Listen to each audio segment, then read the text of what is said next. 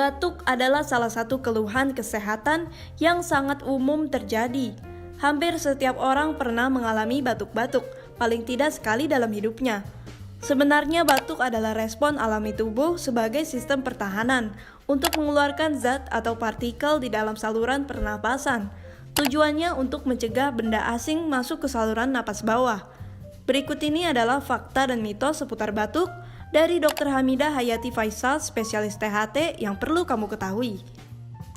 Fakta atau mitos, Dok? Semua batuk disebabkan infeksi. Mitos.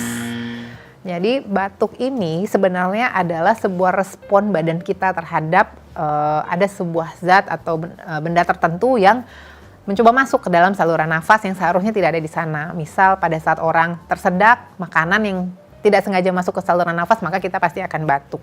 Jadi batuk ini belum tentu merupakan sebuah penyakit infeksi. Nah, selain itu juga bisa karena alergi misalnya, karena ada paparan alergen atau zat yang membuat dia tercetus alerginya, ini juga bisa menyebabkan batuk. Selain itu juga bisa karena asam lambung. Jadi orang-orang dengan masalah asam lambung yang bisa naik sampai ke tenggorokan, nah ini respon badan juga bisa bikin batuk karena biasanya banyak lendir yang menempel di daerah sekitar pita suara. Jadi mitos kalau misalnya semua batuk dikatakan infeksi. Fakta atau mitos, semua batuk memerlukan antibiotik. Mitos.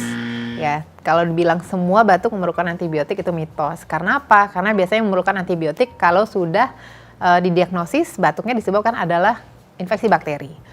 Nah, biasanya batuk ini juga infeksi virus. Kalau misalnya awalnya orangnya pilek, kemudian jadi batuk, itu ya biasanya karena virus dan akan sembuh dengan sendirinya.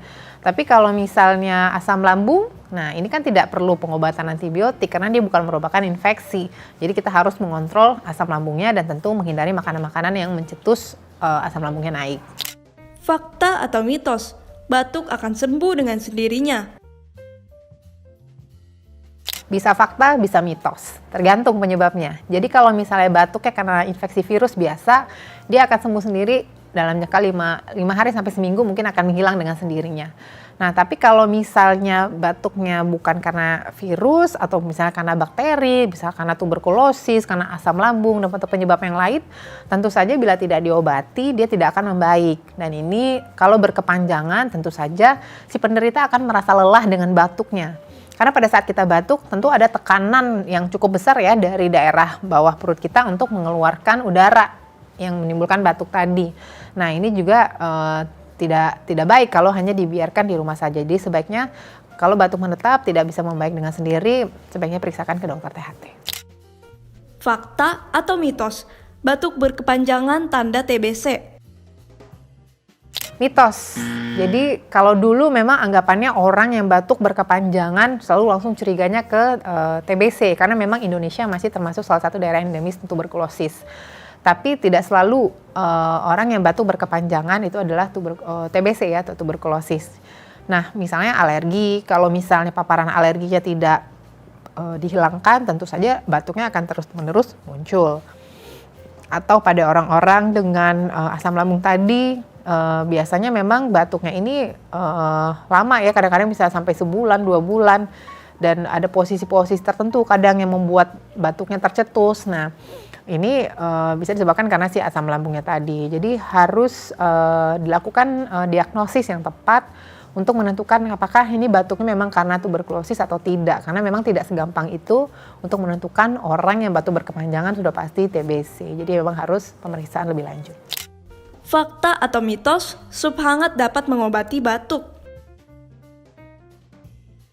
Mitos. Kalau disebut mengobati tentu saja mitos karena batuk kalau misalkan karena virus ya sebenarnya akan hilang dengan sendirinya, tapi sup hangat bisa memperbaiki atau mengurangi keluhan batuk, memang benar. Karena udara yang hangat tadi yang ikut terhirup di saluran nafas kita tentu saja akan membuat melegakan tenggorokan, atau misalnya batuk yang berlendir itu juga lendirnya akan menjadi lebih mudah untuk dikeluarkan. Tapi bukan berarti dengan minum sup hangat atau makan sup hangat akan mengobati si batuknya. Kembali lagi dilihat penyebab batuknya apa. Jadi mitos kalau dibilang sup hangat dapat mengobati batuk. Fakta atau mitos, makan makanan asam dapat menyebabkan batuk. Fakta, kalau makan makanan yang asam tentu saja asam itu sebenarnya kan sifatnya agak iritatif ya. Jadi pada saat kita telan dia melewati daerah laring kita tentu saja bisa memicu terjadinya batuk. Dan selain itu juga pengaruh ke asam lambung juga. Jadi salah satu pantangan pada orang-orang dengan masalah asam lambung adalah makan makanan yang asam gitu ya. Jadi dia dapat mencetuskan produksi asam lambungnya jadi agak lebih banyak. Dan ini kalau naik sampai ke tenggorokan malah justru memang menyebabkan batuk. Fakta atau mitos, semua obat batuk sirup menyebabkan kantuk. Mitos. Jadi obat batuk bermacam-macam ya. Ada yang antitusif, ada yang ekspektoran. Jadi memang ada yang untuk menekan pusat batuknya ataupun untuk mengencerkan dahak. Jadi berbagai macam zat yang terkandung di dalam obat batuk. Biasanya yang menyebabkan kantuk itu adalah obat-obatan yang mengandung antihistamin biasanya. Nah ini banyak juga dijual di apotek-apotek obat batuk yang memang sekalian dengan pilek. Nah ini yang menyebabkan kantuk adalah obat-obatan tersebut, tapi tidak semua obat batuk dapat menyebabkan kantuk. Fakta atau mitos, semua obat batuk sirup itu adiktif atau bikin kecanduan. Mitos, obat batuk sirup tidak menyebabkan adiktif apabila dikonsumsi dengan dosis yang dianjurkan. Memang ada zat yang terkandung pada beberapa obat batuk yang kalau dikonsumsi dalam obat dalam jumlah banyak itu akan memberikan efek ngefly ya, jadi seperti orang menggunakan narkoba.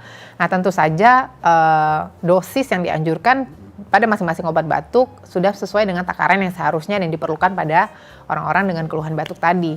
Nah, kalau misalnya dikonsumsi dengan jumlah banyak, permasalahannya bukan hanya masalah karena ngefly atau tergantungan, tapi justru bisa jadi intoksikasi atau keracunan.